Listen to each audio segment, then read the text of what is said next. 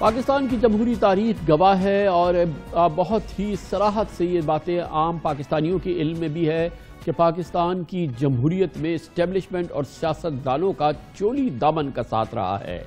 عوامی سطح پر چاہے سیاستدان کچھ بھی کہتے رہے ہیں لیکن اسٹیبلشمنٹ کے ساتھ مضبوط تعلقات ہمیشہ ان کی منشا ان کی خواہش رہی ہے۔ سیاستدان اقتدار کی سیڑھی چڑھنے اور مخالف سیاسی حکمرانوں کی ٹانگیں کھینچنے کے لیے عام طور پہ اسٹیبلشمنٹ سے چھپ چھپ کر راز و نیاز کی باتیں کرتے رہے ہیں اور کوشش بھی کرتے رہے ہیں کہ اسٹیبلشمنٹ کو حکمراں سیاسی جماعت یا حکمراں کے خلاف ورغلانے کی کوشش کی جائے۔ ہر دور میں یہی سیاستدان عوامی مینڈیٹ کی چوری کا الزام لگاتے ہیں، عوام میں اسٹیبلشمنٹ کی شکایتیں اور دشنام ترازیوں کا رولر ہوتے ہیں اور یہی کلیدی سیاستدان بند کمروں میں جنرلز کی جی حضوری کرتے اور جی سر اور جنرل صاحب کا ورد کرتے کرتے نہیں تھکتے ہیں۔ بالکل مختلف ماحول ہوتا ہے جب بند کمروں میں یہ ملاقاتیں ہوتی ہیں جس کی اطلاع عوام کو بالکل نہیں پہنچتی۔ درجنوں ملاقاتیں ہوتی ہیں اور آج بھی ہو رہی ہیں اور ہر دور میں ہوا کرتی تھی۔ پسند ان کو نہیں آتی جو حزب اختلاف میں ہوتے ہیں، کوشش ان کی یہ ہوتی ہے کہ کسی طرح سے ان تمام شخصیات کو اسٹیبلشمنٹ کو اپنی جانب راغب کیا جائے، کسی نہ کسی صورت سے لجایا جائے اور یہ کنونس کرنے کی کوشش کی جائے کہ ہم بہتر آپشن ہیں اور ہم بہتر چوائس ہیں۔ مان لیجئے آج بھی یہی ہو رہا ہے، اندر کچھ ہو رہا ہے اور باہر کچھ ہے۔ اتوار کو اپوزیشن کی آل پارٹیز کانفرنس میں بار بار اسٹیبلشمنٹ کی تکرار تو آپ نے سنی، لیکن اس سے 2 روز قبل شہباز شریف، بلاول بھٹو سمیت اپوزیشن کی تمام سیاسی جماعتوں کے سینئر رہنماؤں میں اسلام آباد میں ISI کے میس میں ایک امپورٹنٹ کانفرنس میں شرکت کی۔ ہم کہہ سکتے ہیں کہ دراصل وہ تھی آل پارٹیز کانفرنس، کیونکہ اس میں PTI کے لوگ بھی تھے، اس میں جماعت اسلامی بھی تھی۔ Army chief general Qamar Javed Bajwa اور ISI کے سربراہ لیفٹیننٹ جنرل فیض حمید کے سامنے یہ سیاستدان موجود تھے۔ بتایا گیا تھا کہ موضوع بہرحال یہ تھا کہ گلگت بلتستان کو صوبہ بنانا ہے اور اس کے لیے قومی اتفاق رائے ہونا ضروری ہے۔ قومی اتفاق رائے بھی ہو گیا، گلگت بلتستان کے حوالے سے بات بھی ہو گئی، لیکن ہماری معلومات کے مطابق کیونکہ یہ کانفرنس چند روز پہلے ہوئی تھی، آل پارٹیز کانفرنس سے قبل اس میں دوسرے موضوعات بھی اور حالیہ موضوعات پر بھی بہت سیر حاصل گفتگو ہوئی۔ کسی لیڈر نے اتوار کو جب وہ APC میں گئے کانوں کان خبر نہیں ہونے دی کہ وہ پہلی APC زیادہ بڑی APC تھی جو اسٹیبلشمنٹ کی چھتری تلے ہوئی تھی اور وہ وہاں پر کیا کہہ کے آئے ہیں، لیکن جب وہ عوام میں آئے اور تقریروں میں آئے تو انہوں نے اسٹیبلشمنٹ کی عام جیسے تکرار ہوتی ہے وہ کرنا شروع کر دی۔ سیاستدانوں کی فوج سے کاسلسی کی بڑی مثال IGI کی تشکیل ہے، مگر اس سے پہلے آپ کے علم میں ہوگا کہ اب اس آل پارٹیز کانفرنس میں سب سے بڑی، سب سے طویل، سب سے اہم تقریر جناب نواز شریف نے کی۔ جناب نواز شریف نے اسٹیبلشمنٹ کا رونا رویا، اسٹیبلشمنٹ سے شکایتیں کی، اسٹیبلشمنٹ سے اسی انداز میں انہوں نے پکارا اسٹیبلشمنٹ کو جیسا کہ وہ جب اقتدار میں نہیں ہوتے پکارا کرتے ہیں۔ جناب نواز شریف نے اس کانفرنس کو اینٹی اسٹیبلشمنٹ بنانے میں بہت کلیدی کردار ادا کیا، گو کہ تمام سیاستدانوں کی تقریر میں اسٹیبلشمنٹ سے شکوے، اسٹیبلشمنٹ سے شکایت، اسٹیبلشمنٹ سے گلے شامل تھے، لیکن جناب نواز شریف سب سے بازی لے گئے۔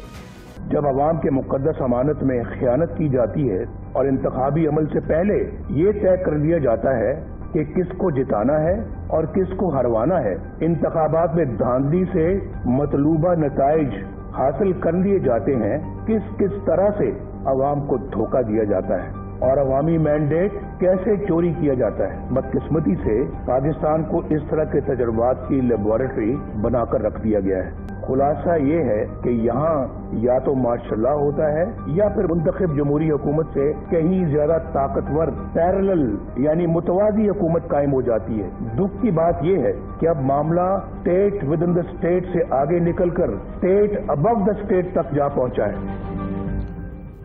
گلہ بھی کیا، چارج شیٹ بھی دی، جی بھر کے بولے بھی جناب نواز شریف، مگر یہ ذکر نہیں کیا کہ اس کی ابتدا انہوں نے خود کی تھی۔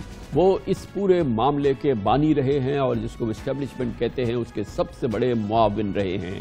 اور اس کی آغاز گو کہ 1985 میں ہو گئی تھی جب انہیں پنجاب کا وزیر اعلیٰ بنے تھے. پہلے پنجاب کی صوبائی کابینہ کے وزیر بنے تھے, پھر پنجاب کے وزیر اعلیٰ بنے تھے. لیکن اس میں سب سے بڑا وار اس وقت ہوا تھا جب اس وقت کے منتخب وزیر اعظم جناب محمد خان جنیجی کی حکومت کو ختم کر دیا گیا تھا, جو کہ ان کی پارٹی سے تعلق رکھتے تھے, اور جناب نواز شریف نے محمد خان جنیجو کا ساتھ دینے کے بجائے جنرل ضیاء الحق کا ساتھ دیا تھا, اور اس حکومت کے خاتمے میں ان کا بہت بڑا کلیدی کردار رہا تھا. اس کے بعد 1988 میں جو کچھ ہوا اور جس چیز کا گلہ ابھی جناب نواز شریف کر رہے تھے اس کے بھی بانی جناب خود نواز شریف رہے ہیں. اس وقت کی اسٹیبلشمنٹ نے وہ ساری کہانی عوام کے سامنے رکھ دی تھی. یہ بات تو یعنی ہم تین کے درمیان تھی. غلام اسحاق خان تھے, چیف آف آرمی اسٹاف تھے, میں تھا.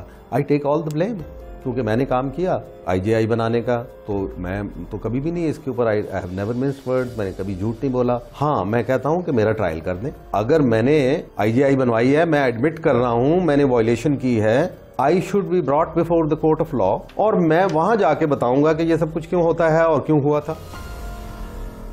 کون نہیں جانتا کہ اس کے بعد جب جناب نواز شریف کی پاکستان مسلم لیگ نون کی حکومت بنی, جب ان کی حکومت نہیں تھی, وہ اقتدار کے معاون, اقتدار میں اسٹیبلشمنٹ کے مخالف رہے اور اقتدار کے باہر اسٹیبلشمنٹ کے معاون رہے, اور مخالف حکومتوں کو, خاص طور پہ پاکستان پیپلز پارٹی کی 3 حکومتوں کو گرانے میں ان کا بڑا کلیدی بنیادی کردار رہا ہے. لیکن بہرحال اس وقت کیونکہ حکومت میں نہیں ہے, بہت مشکل حالات میں ہیں, اسٹیبلشمنٹ کا گلہ بہت زور سے کر رہے ہیں. معاملہ صرف جناب نواز شریف کا نہیں ہے, پاکستان کی سیاسی جماعتیں ہر لحاظ سے اسٹیبلشمنٹ سے قربت چاہتی ہیں, اسٹیبلشمنٹ کے قریب رہتی ہیں, اور اسٹیبلشمنٹ بھی ان کو اپنے قریب رکھتی ہے. یہ پوری صورتحال ہمیشہ سے جاری ہے, مگر عوامی سطح پر اگر گلے کی بات ہوتی ہے تو اپوزیشن کی جماعتیں ہی اسٹیبلشمنٹ کا گلہ کرتی نظر آتی ہیں, جیسے کہ ہم نے اس اتوار کو دیکھا, جبکہ اس سے چند روز قبل ہی ایک دوسری زیادہ مؤثر, زیادہ طویل, زیادہ بڑی آل پارٹیز کانفرنس ہوئی تھی, مگر اس کی خبر کسی کو کان نہیں ہونے دی. یہی وجہ ہے کہ جو بند کمروں میں باتیں ہوتی ہیں ان سیاستدانوں کی, خاص طور پہ اپوزیشن کی سیاستدانوں کی, اور جو آج بھی ہو رہی ہیں, جو پچھلے 2 سالوں سے ہوتی ہیں, اس میں کیا گفتگو ہوتی ہے, کیا بات چیت ہوتی ہے, آپ کو کبھی اس کے بارے میں مکمل تفصیلات دے دیں تو آپ کے رونگٹے کھڑے ہو جائیں گے. مگر بہرحال یہ یہاں کا وتیرہ ہے جو آج بھی جاری ہے. مگر یہ بڑی دلچسپ مجلس تھی جو کہ گزشتہ ہفتے ہوئی تھی, جس میں کہ مؤثر طور پہ پاکستان کی تمام سیاسی جماعتیں شریک ہوئی تھیں. Chief of army staff general Qamar Javed Bajwa, ISI chief lieutenant general Faiz Hameed کی میزبانی میں ان تمام امور پہ بات کرتے ہیں, اور آج ہم نے اس کے لیے دعوت دی ہے پاکستان کی ممتاز سیاسی جماعت جناب جماعت اسلامی کے امیر سراج الحق صاحب کو. سراج الحق صاحب آج کل ان کی جماعت جو ہے وہ ایک انڈیپینڈنٹ پوزیشن رکھتی ہے, وہ حکومت مخالف جماعت ضرور ہے, لیکن وہ حزب اختلاف کے اس مجلسوں میں شریک نہیں ہوتی جیسے کہ آل پارٹیز کانفرنس تھی.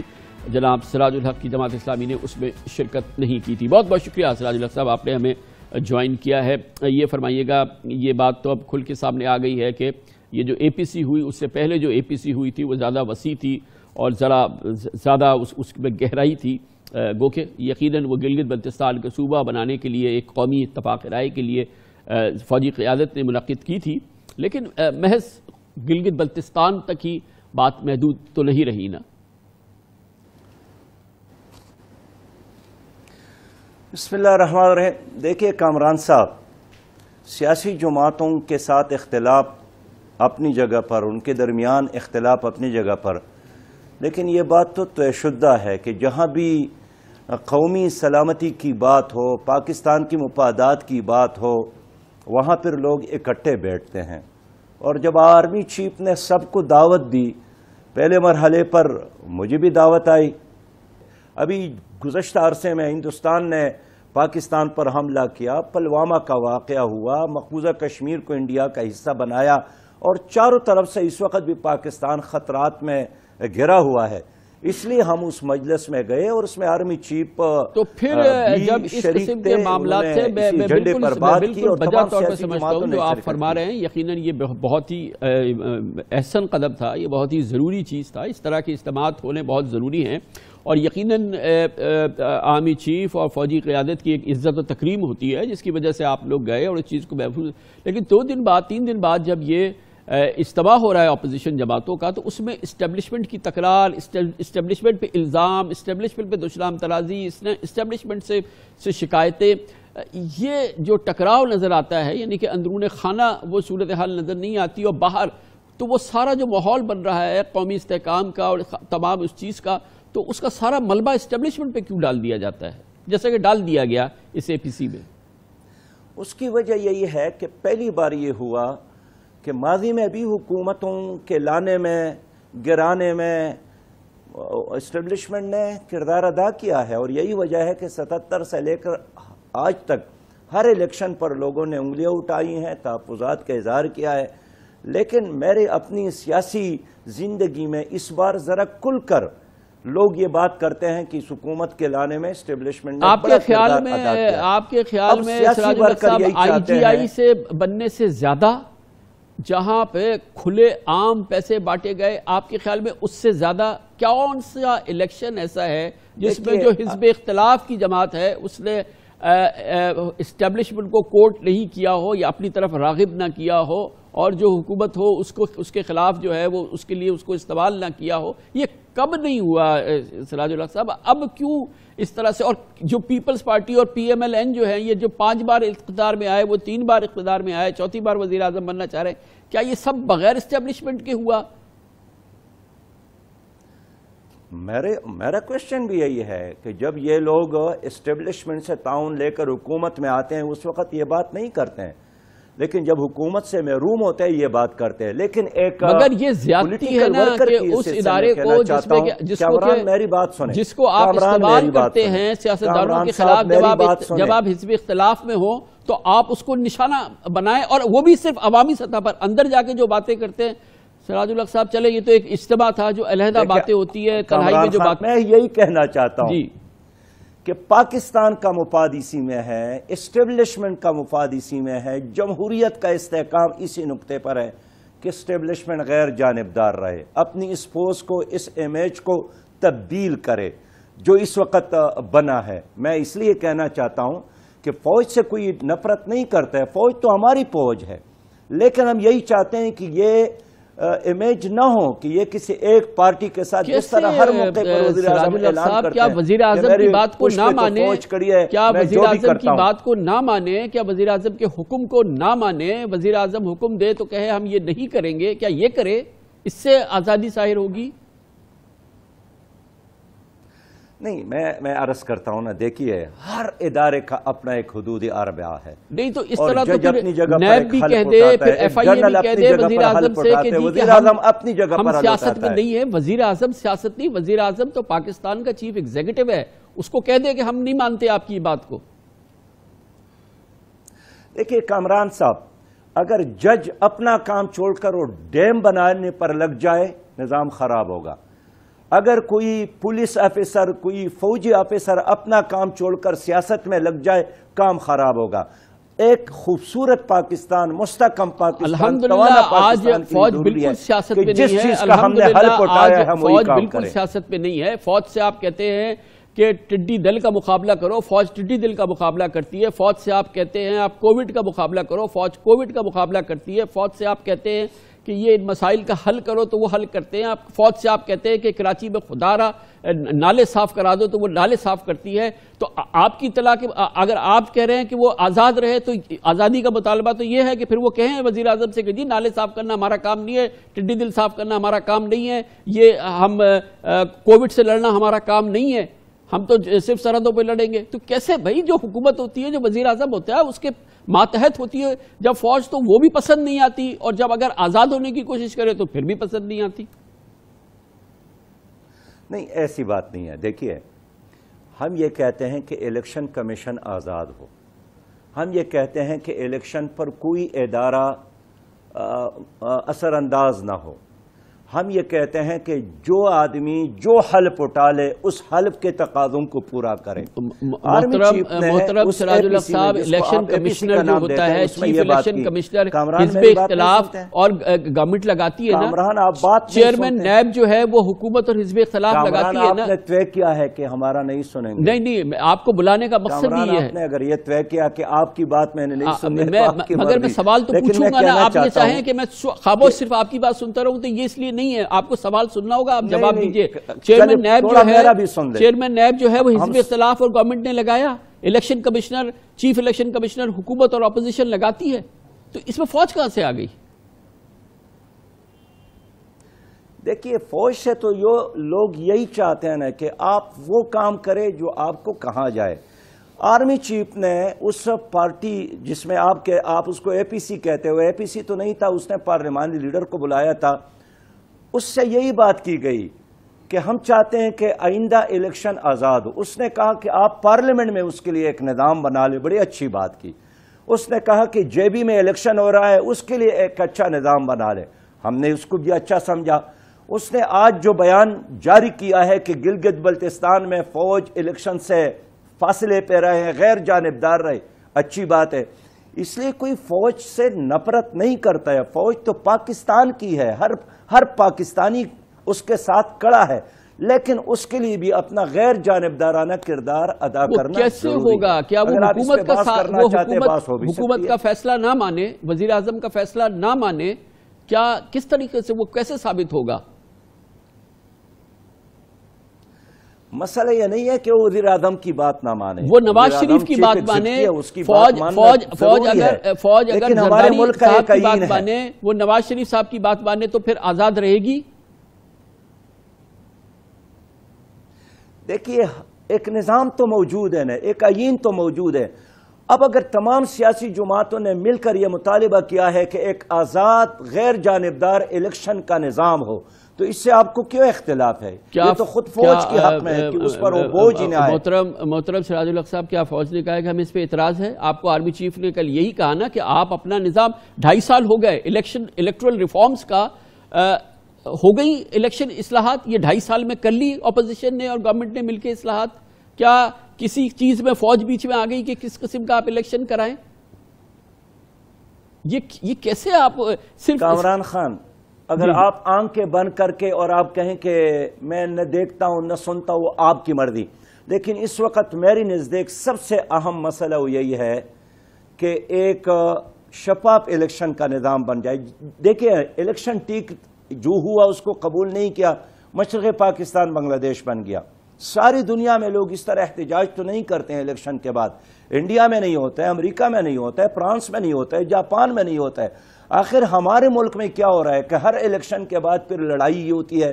نہ ہارنے والا جیتنے والے کو مبارکباد دیتا ہے، نہ جیتنے والا ہارنے والے کو اپنے ساتھ لے کر ملک کی ترقی کے لیے کام کرتا ہے. اس لیے کہ پولیس اسٹیشن پر لوگوں کا اعتماد ختم ہوا ہے. نظام بنانا پچھلے 15 سال سے جمہوری حکومت چل رہی ہے، تو یہ جو 5 سال پیپلز پارٹی کی حکومت، 5 سال پی ایم ایل این کی حکومت اور اب یہ پی ٹی آئی کی حکومت ہے، اس میں کیا فوج نے روک لیا کہ ایک شفاف نظام آپ بنائیں اور ایک ایسا بنائیں کہ جس میں کہ کوئی کسی پہ الزام نہ لگائے؟ اس میں کوئی فوج نے آ کے روک لیا تھا آپ کو؟ دیکھیے جو ابھی آپ نے آواز سنائی جناب جنرل حمید گل صاحب کی، یہ اعتراف نہیں ہے کہ ہم سیاسی جماعتوں کو بناتے ہیں، اکٹھا کرتے ہیں اور یہ کرتے وہ کرتے ہیں. تو یہ کیا صرف وہ بناتے ہیں، سیاسی جماعتیں ان کا ساتھ نہیں دیتی ہیں؟ کیا وہ اکیلے ہی سب کچھ کر لیتے ہیں؟